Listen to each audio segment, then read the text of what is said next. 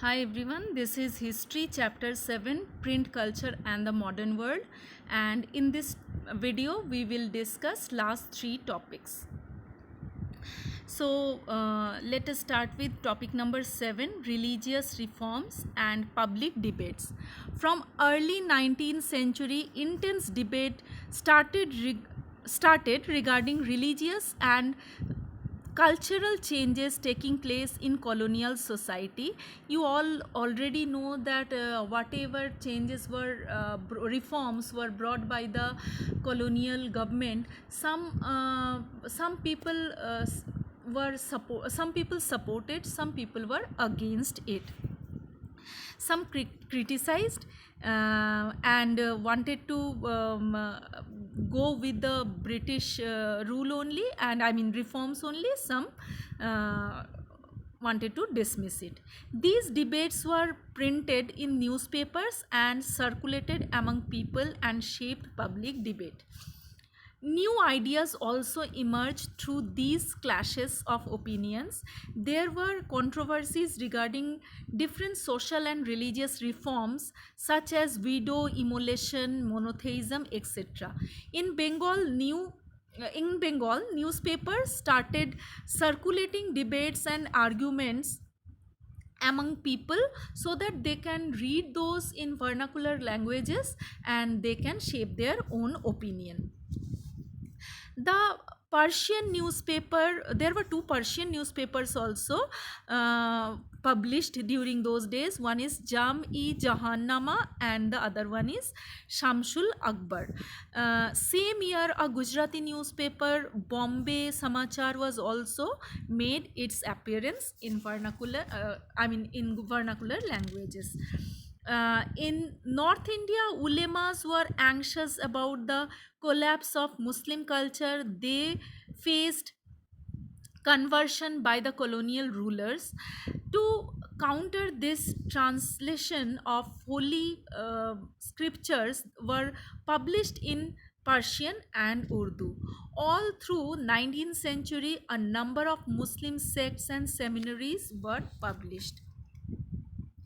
Among Hindus too, print encouraged the reading of religious texts, especially in the vernacular languages.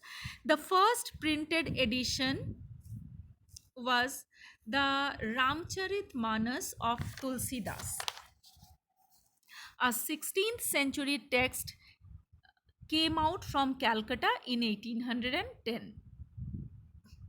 From 1880s, the Naval Kishore Press at Lucknow and the Sri Venkateshwar Press in Bombay published numerous religious texts in vernaculars. Religious texts therefore reached a very wide circle of people, encouraging discussions, debates, and controversies within and among different religions.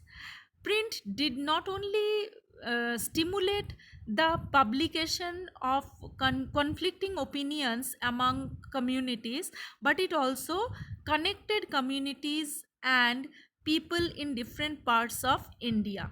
Newspapers conveyed news from one place to another, creating pan India identities. Our next topic is new forms of publication. As more and more people could now read, they wanted to see their own lives, and there are different types of writing came in public. One was novel was basically started in Europe, and those were the day to day stories of people. And in India, when the novel was started, there was no indigenous novel. Initially, the English novels were translated in vernacular languages, but it did not work, and then the plan was cancelled, and then the new novels were started writing in our countries also. There were other types of literary works also for different groups social group of people, like lyrics, short stories, essays about social and political matters, etc. By the end of the 19th century, a new visual culture was taking shape, with the setting up of an increasing number of printing presses. Visual images also started printing in huge amounts, in huge numbers. Raja Ravi Verma, you have heard the name of Raja Ravi Verma, a famous painter. His paintings were published, was printed and published among people, and those were of very cheap cost. There were many calendars and many cheap prints were also easily available in market, and it could bought even by the poor to decorate their walls and their offices. By the 1870s, caricature and cartoons were being published in journals and newspapers, commenting on social and political issues.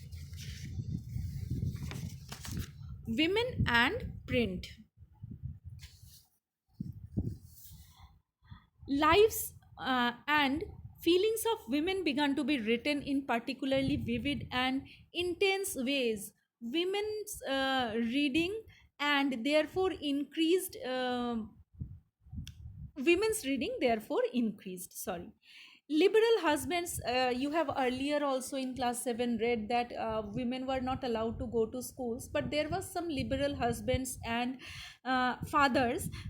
They started educating their females in the house only, and in form of private tuition. Gradually the female schools, women's schools also came up, and very slowly people started sending their daughters and wives to those schools. Many journals began carrying writings by women and explained why women should be educated. But not all families were liberal. Conservative Hindus believed that if a girl if a girl receives education, she will be widow very soon. And the Muslims had a belief that the reading of novels can corrupt the females of their society. In East Bengal, in the 19th century, early 19th century, Rasundari Devi, she was married to very young to an Orthodox family, and she got herself educated secretly in the kitchen, and afterwards she wrote her autobiography Amar Jibon. Since social reforms and novels had already created a great interest in women's lives and emotions, there was also an interest in what women would have to say about their own lives. From the 1860s, a few Bengali women like Kailash Basini Devi wrote books highlighting the experience of women, about how women were imprisoned in their houses and kept in ignorance and forced to do hard domestic works, and treated unjustly by the people for those they delivered hard work. In the 1880s, in present day Maharashtra, Tarabai Shinde and Pandita Ramabai wrote with passionate anger about the miserable lives of upper caste Hindu women, especially widows. A woman in a Tamil novel expressed what reading meant to women who were so greatly confined by social regulations. A large segment of print culture was devoted to the education of women. In the early 20th century, journals written for and sometimes edited by women, became extremely popular. They discussed issues like women's education, widowhood, widow remarriage, and the national movement. In Punjab, there were folk literatures where a person in 20th century, Ram Chadha, published the fast-selling Istri Dharam Vichar. That was a book, and it told about the good good conduct of women. The Khalsa Tract Society published cheap booklets with a similar message. In Bengal, an entire area of central Calcutta, the Bottola, was devoted to print popular books, and here different types of cheap books, different types of cheap editions of different religious and other books also were available. Next is print and poor people. Very cheap small books were brought to market in the 19th century Madras town and sold at crossroads, allowing poor people traveling to market and to buy them. Public libraries were set up from the early 20th centuries, expanding access to book. But for rich patrons, setting up a library was a way of acquiring prestige. From the late 19th century, issues of caste discrimination began to be written about in many printed tracts and essays. Jyotiba Phule in Maratha, written, the famous book was Gulamgiri. You have read about it earlier. It mentioned the discrimination towards the lower caste people, and E.V. Ramaswamy Naikar, who was known as Periyar in Madras, and B.R. Ambedkar in Maharashtra, they all wrote several books for the caste discrimination. I mean, the local protest movement and sects also created a lot of popular journals and tracts criticizing ancient scriptures and envisioning new and just future. Workers in factories were too overworked and lacked the education to write much about their experiences. But Kashi Baba, a Kanpur mill worker, wrote and published Chote and Bade Ki Samal, and in 1938, to show the links between caste and class exploitation, the poem of another Kanpur mill worker, Sudarshan Chakra, were brought together and published as Sachi Kahaniya. Bangalore cotton mill workers set up libraries to educate themselves, followed by the example of the Bombay workers. Print and censorship, that is the last topic.